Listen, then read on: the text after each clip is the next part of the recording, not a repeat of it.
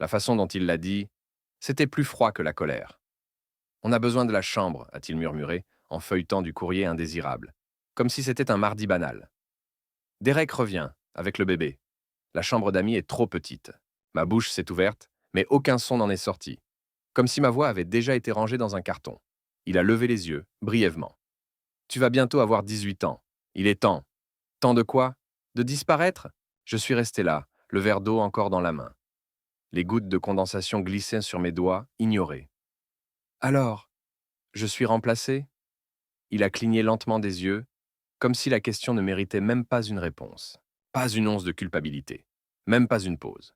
J'ai eu envie de hurler, de lui demander s'il se souvenait de la voix de maman quand elle m'avait dit « Peu importe ce que ton père dira, tu as ta place ici. » Mais je ne l'ai pas fait. À la place, j'ai tourné les talons.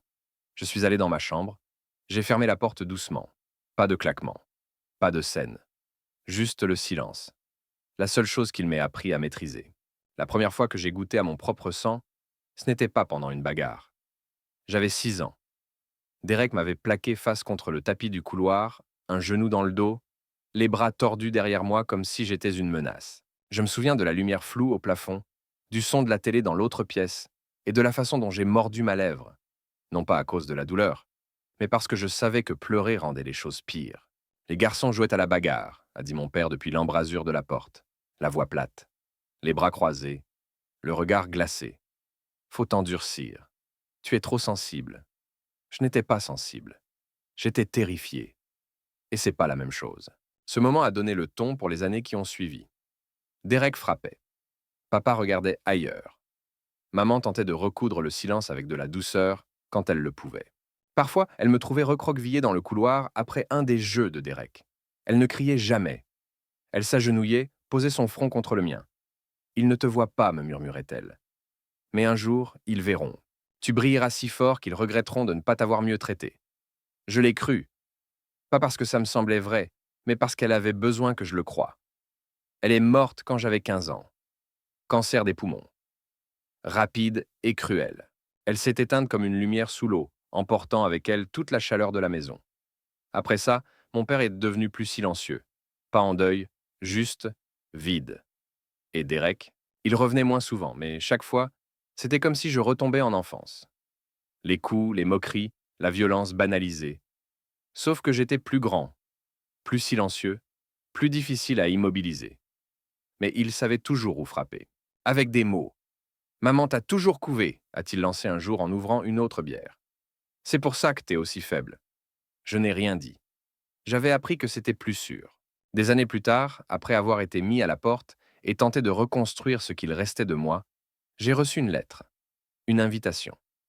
Madame Barclay prenait sa retraite. Ma prof de CM1. J'ai failli jeter l'enveloppe, mais quelque chose m'a poussé à y aller. Elle m'a trouvé dans le couloir après les discours, une main tremblante autour d'un gobelet de punch. Je me demandais si tu viendrais, a-t-elle dit doucement. Tu es plus grand, maintenant. Mais tu as toujours les mêmes yeux. J'ai essayé de sourire. Je crois que ça s'est brisé à mi-chemin. Je veux pas gâcher ta soirée, ai-je commencé. Elle m'a interrompu avec tendresse. C'est la tienne que j'ai gâchée, ou que je n'ai pas protégée, peut-être. Elle a ouvert son sac. Un vieux dossier froissé, jauni par le temps, a glissé dans mes mains. J'avais fait un signalement à l'époque, sur ce que j'avais vu entre toi et ton frère, sur la réaction de ton père. Ils ont dit que c'était un malentendu, que votre famille était stable. Elle a baissé les yeux. J'aurais dû insister. Je n'arrivais pas à parler. Le couloir autour de nous s'effaçait. Ne restait que ce moment, figé, bouleversant. J'en ai gardé une copie, a-t-elle dit, les yeux rouges. Je ne pouvais pas l'acheter. J'ai toujours su que la vérité trouverait son heure. J'ai tenu ce dossier comme du verre. C'était du verre. Le reflet brisé d'une enfance qu'on m'avait dit d'oublier. Une preuve que je n'avais pas menti. Que je n'étais pas faible. Que quelqu'un avait vu. Et que, peut-être, quelqu'un voyait encore. Tout a commencé avec un numéro inconnu. Pas de message. Pas de second appel. Juste le silence après l'écran noir. Je n'y ai pas prêté attention. Un appel de spam, sûrement. Puis, vers midi, j'ai entendu des pneus sur le gravier devant la maison de mes grands-parents. Des pneus lourds. Mon grand-père était au travail. Ma grand-mère, dans le jardin, à étendre du linge. Je l'ai su avant même d'ouvrir la porte. Ce changement dans l'air, mon ventre qui se serre sans raison, comme si la douleur avait laissé une mémoire musculaire. Je l'ai ouverte quand même. Ils étaient là, figés comme des accessoires dans une scène que je refusais de jouer. Mon père et Derek. Côte à côte, comme si rien n'avait été brisé entre nous.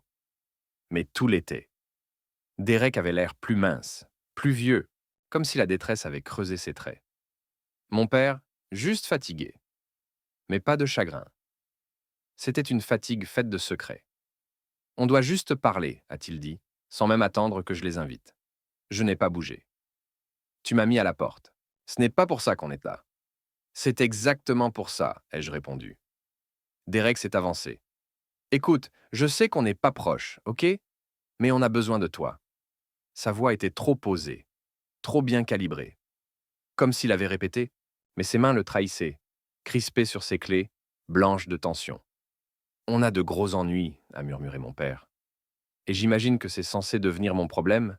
Il a grimacé. L'employeur de Derek, il l'accuse de détournement de fonds. C'est un malentendu. Mais il menace de porter plainte. Et moi là-dedans? Je savais déjà que je n'allais pas aimer la réponse. Derek m'a regardé droit dans les yeux. On a besoin que tu dises que je t'envoyais cet argent pour tes études. Une erreur dans les relevés bancaires. Tu n'auras aucun souci. C'est juste pour gagner du temps. J'ai ri, silencieusement, amèrement. Donc tu veux que je commette une fraude? Pour toi. Personne n'a besoin de savoir, a dit mon père vite. C'est juste une phrase dans un témoignage. Tu protégerais ta famille. Celle qui m'a jeté comme un déchet. Silence. Il a tenté encore. Je suis ton père. Tu l'as été parce que j'en ai aucun souvenir. Je t'en supplie, a-t-il chuchoté. Et pour la première fois, j'ai vu des larmes dans ses yeux. Pas de colère, pas de mépris. Juste du chagrin. Authentique. Et j'ai détesté que ça me touche encore. Je n'ai rien dit. Je suis juste rentré. Et j'ai fermé la porte. Cette nuit-là, impossible de dormir. Je regardais le plafond, le cœur battant entre rage et peur. Alors j'ai appelé Ethan. Il a décroché à la moitié de la première sonnerie. Ça va? Non, ai-je dit. Mais j'ai besoin de toi. Je lui ai tout raconté. La visite, la demande, la façon dont Derek avait l'air de marcher sur un fil au-dessus d'un baril d'essence. Ethan est resté silencieux un moment. Puis, tu veux que je creuse? Si tu peux, ai-je murmuré. Je vais découvrir qui est vraiment Derek. 3 jours plus tard, il m'a rappelé. Assieds-toi. J'étais sur le porche, le vent froid enroulant ses doigts autour de mes chevilles. Je devrais? Derek n'est pas juste Derek. Le silence après cette phrase a frappé plus fort que tout le reste. Il utilisait un autre nom à la fac. Il l'a changé légalement il y a 2 ans, après avoir négocié un accord de plaidoyer dans un autre État. Détournement de fonds. Même genre d'arnaque. Fonds d'entreprise, virements bancaires, dépôts qui disparaissent. Il a eu une peine avec sursis. Dossier classé sous condition de coopération. Pas de presse. Rien de public. J'ai cligné des yeux. Il a changé de nom? Ouais. Et devine quoi? Son ancien nom est encore repéré dans certaines bases privées. Il m'a fallu du temps pour faire le lien. Et mon père? Ethan a hésité. Impossible qu'il ne soit pas au courant. L'accord de plaidoyer exigeait un tuteur. Devine qui a signé à l'époque? Ma voix était un souffle. Il a tout couvert. On dirait bien. Ce n'est pas la première fois qu'il aide Derek à fuir. C'est juste la première fois qu'ils essaient de t'impliquer. Ce soir-là, je suis resté longtemps devant le miroir. Pas pour m'admirer, juste observer ce visage qu'il prétendait avoir aimé un jour, sans jamais vraiment le voir. Comment on désapprend à se sentir jetable? Comment rester debout quand ceux qui vous ont élevé ont fait de leur amour une condition? Je n'avais pas les réponses. Mais j'avais un nom, maintenant. Le vrai nom que Derek avait enterré. J'avais Ethan. J'avais le dossier de Madame Barclay dans mon tiroir. J'avais une voix qui n'avait pas toujours été la mienne. Et peut-être, pour la première fois, j'avais la vérité. Pas celle qu'on m'avait demandé de croire. Celle que je pouvais enfin porter sans honte. Tout a commencé comme la plupart des choses inattendues, en silence. J'étais derrière le comptoir de la librairie, à remettre en place des livres de poche qui promettaient tous transformation ou évasion. Des histoires auxquelles je ne croyais plus. Le service avait été long, et j'attendais juste que l'horloge passe 17 heures pour disparaître dans un silence qui ne me demanderait rien. C'est là que je l'ai vue. Elle n'est pas entrée comme quelqu'un cherchant de l'aide. Elle est entrée comme quelqu'un répétant une phrase qu'elle n'était pas encore prête à dire. Son regard a balayé la pièce, rapide, anxieux, s'arrêtant sur moi comme si j'allais m'évaporer au moindre clignement. Trentaine avancée, peut-être début quarantaine. Fatigue jusque dans les os.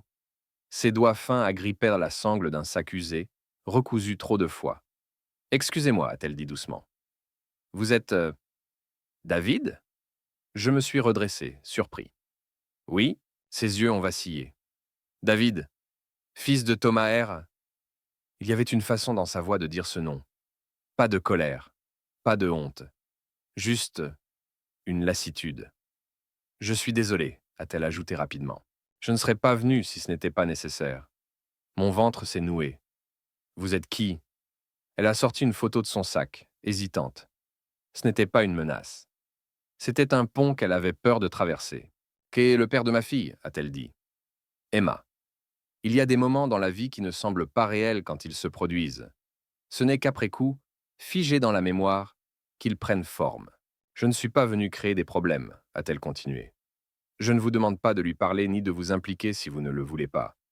Je ne sais juste plus vers qui me tourner. Il n'a rien envoyé depuis plus d'un an. Pas un mot, pas un centime. Rien. Elle n'a pas pleuré. Elle parlait comme quelqu'un qui a cessé d'attendre des excuses. Et Emma? Ai-je demandé doucement. Elle a regardé la photo dans sa main, mais ne me l'a pas encore tendue. 9 ans, elle est en CM1. Elle se fait harceler à l'école. Elle est timide, trop gentille, trop silencieuse. Comme elle s'est interrompue, sa voix s'est adoucie. Elle pose des questions auxquelles je ne sais plus répondre. Je ne savais pas quoi dire. Que dire quand l'homme qui vous a effacé a construit une autre vie secrète sans vous? Elle me demande si elle a des frères ou sœurs. Je lui ai dit, peut-être. Je lui ai dit qu'il y avait quelqu'un, quelque part. Je n'ai rien promis. Je n'ai même pas hoché la tête. Mais j'ai demandé où elle était. Juste pour voir. Juste pour savoir si cet enfant était réel, ou une autre illusion laissée par les mensonges de mon père. La femme a hésité. Puis elle m'a donné l'adresse du centre communautaire juste au coin. Elle est dans la salle d'art pour l'après-midi. Je ne savais pas si je devais l'amener. Je lui ai dit d'attendre. J'avais besoin de 5 minutes. Elle a hoché la tête et est sortie. Sans pression. Juste ce regard. Celui de quelqu'un qui espère que vous allégerez un peu son fardeau. Je suis allé au centre, lentement. Chaque pas plus lourd que le précédent, résonnant contre quelque chose que je n'avais pas touché depuis des années. L'accueil m'a indiqué le couloir. La salle sentait la colle et la peinture sèche. Il y avait 5 enfants. 4 riaient. Une ne riait pas. Elle était à la table du fond, penchée sur un carnet à dessin. Ses jambes balancèrent dans le vide, lacets défaits, chaussettes dépareillées. Ses cheveux tirés en queue de cheval maladroite. Une tache bleue sur la joue. Elle a levé les yeux. Et je me suis figé. Parce que c'était le visage de ma mère. Pas ses traits exacts, mais quelque chose de plus profond. La forme des yeux, la façon dont ils clignaient lentement, comme s'ils avaient peur d'espérer. L'hésitation dans le sourire, l'instinct de se préparer à être déçu. Je n'ai rien dit. Je n'en avais pas besoin. Elle a penché la tête, comme pour essayer de me comprendre. T'es grand, a-t-elle dit. J'ai ri, surpris. Tu trouves? Elle a souri, petit sourire en coin. Ma maîtresse dit que mes dessins sont tristes. Mais je ne dessine pas de choses tristes. Elle a poussé son carnet vers moi. Un oiseau en vol. Des lignes fines, des traits appliqués. On aurait dit qu'il fuyait quelque chose d'invisible. C'est magnifique, ai-je dit. Elle a rayonné. Pas comme un enfant qui attend des compliments, mais comme quelqu'un qui ne les entend pas souvent. Maman dit que je devrais dessiner ce que je veux être, elle a ajouté. Les oiseaux, eux, ils doivent rester nulle part. J'ai hoché la tête, la gorge serrée. C'est une belle chose à vouloir. Je crois que t'es mon frère, a-t-elle dit soudain. Je n'ai pas répondu. Je me suis juste assis à côté d'elle. La chaise a gémi sous mon poids. Tu trouves que je suis bizarre? A-t-elle demandé. Non, ai-je chuchoté. Elle s'est rapprochée. Maman dit que je suis spécial, mais les autres enfants aiment pas les gens spéciaux. Parfois, ai-je dit, le monde met du temps à comprendre ce qui est spécial. Elle a cligné des yeux. On dirait quelque chose que maman dirait. J'ai souri. Mais ma poitrine me faisait mal. Je suis resté 1 heure, peut-être 2. On n'a pas parlé de notre père. Elle n'a rien demandé. Et moi, je n'ai rien dit. Ça n'avait pas d'importance. Pas dans cette pièce. Pas à ce moment-là. Quand je me suis enfin levé pour partir, elle m'a tendu une page déchirée de son carnet. Pour toi. C'était encore un oiseau. Mais cette fois, un deuxième volait à ses côtés. Je l'ai remercié. Vraiment. Bien plus qu'elle ne pouvait le savoir. En sortant, sa mère m'attendait près du trottoir. Je voulais pas te balancer tout ça, a-t-elle dit doucement. Tu ne l'as pas fait, ai-je répondu. Tu reviendras? Je n'ai pas dit oui, je n'ai pas dit non. J'ai juste regardé la fenêtre où Emma m'observait partir, sa main posée contre la vitre, et à cet instant précis, tout ce que je pensais vouloir, la revanche, la justice, la clôture, a changé. Je ne voulais plus de justice pour lui. Je la voulais pour elle.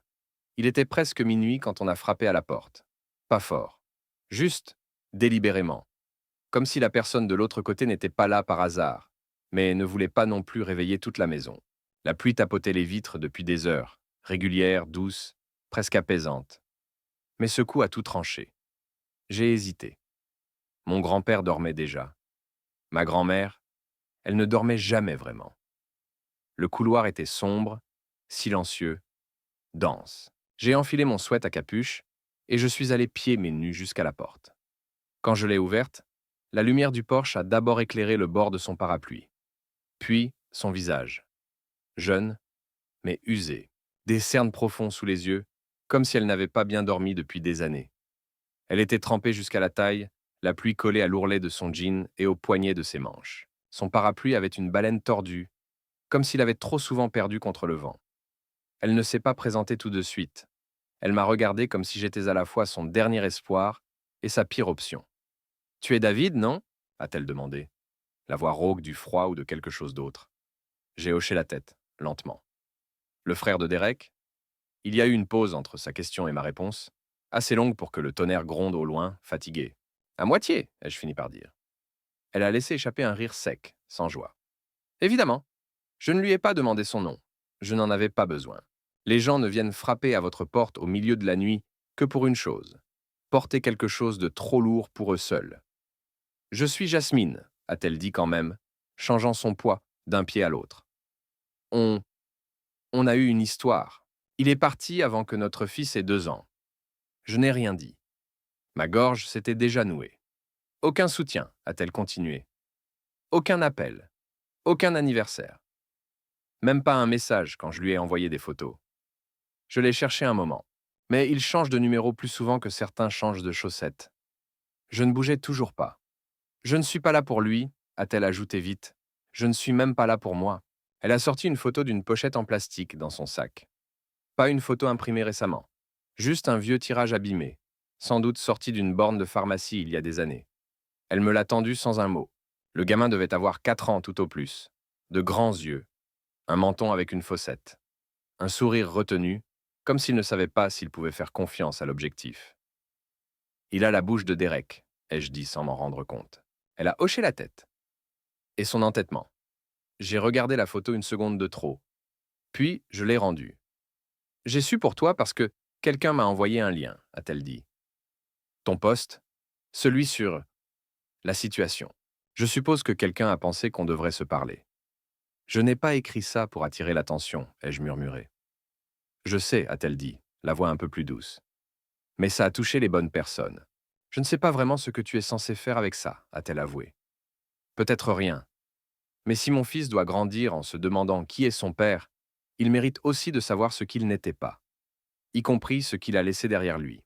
Elle m'a regardé dans les yeux, d'un regard stable, épuisé, mais pas brisé. Un jour, il voudra des réponses. Et peut-être que tu en auras que moi je n'aurai pas. Quelque chose a changé en moi. Je ne connaissais pas ce garçon. Mais j'avais été lui, abandonné, effacé. Et je savais trop bien comment le silence pouvait devenir des griffes si on le laissait pourrir. Tu lui as déjà parlé de moi? Ai-je demandé. Elle secoua la tête. Pas encore. Je ne voulais pas lui faire de promesses que je ne pouvais pas tenir. J'ai baissé les yeux. Pensé à Emma. À sa main contre la vitre. À mon reflet dans ses yeux. Tu veux entrer? Elle hésita. Regarda derrière moi, vers le couloir sombre, comme pour sentir la température de ce qu'elle s'apprêtait à traverser. Non, dit-elle enfin. Je voulais juste savoir si tu étais réel. Elle se tourna pour partir, son parapluie se dépliant lentement, maladroitement.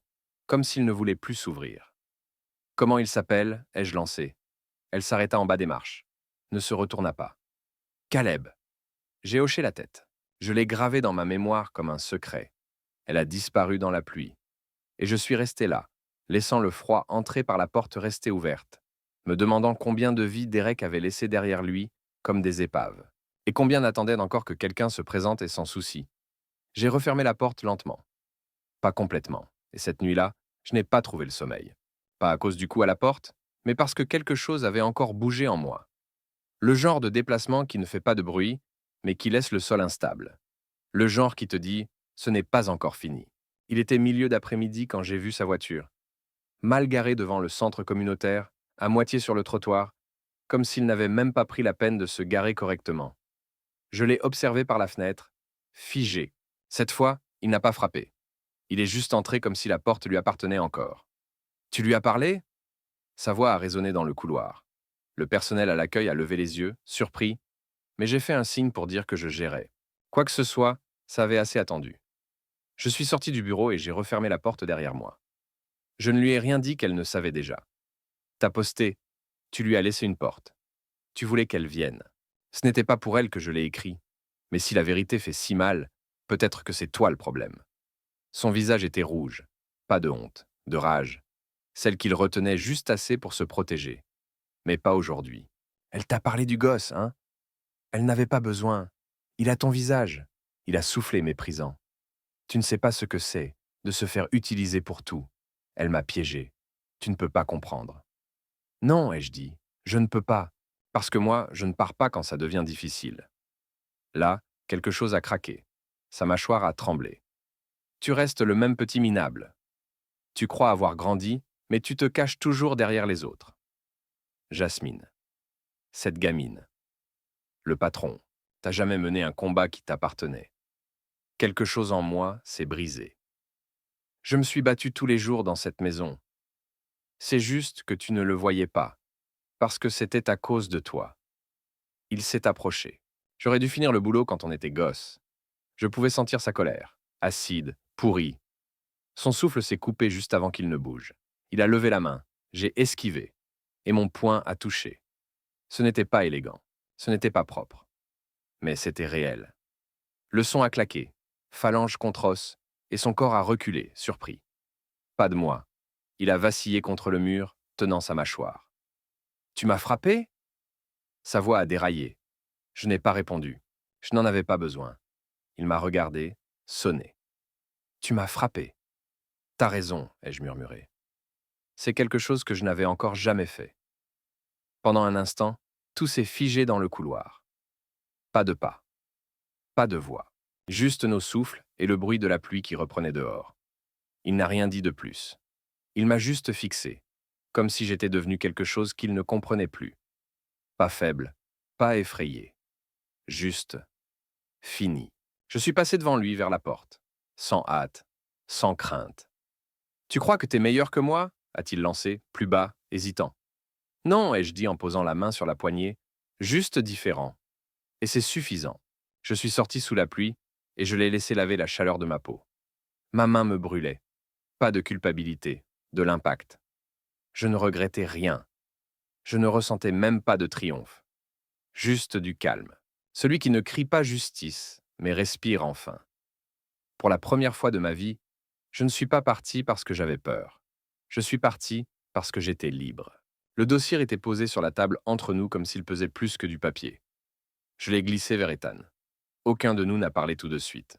La pièce était silencieuse, comme elle le devient juste avant qu'on dise quelque chose qu'on ne pourra pas reprendre. Il l'a ouvert prudemment, a lu les premières lignes, son expression a changé. C'est le vieux rapport scolaire? J'ai hoché la tête.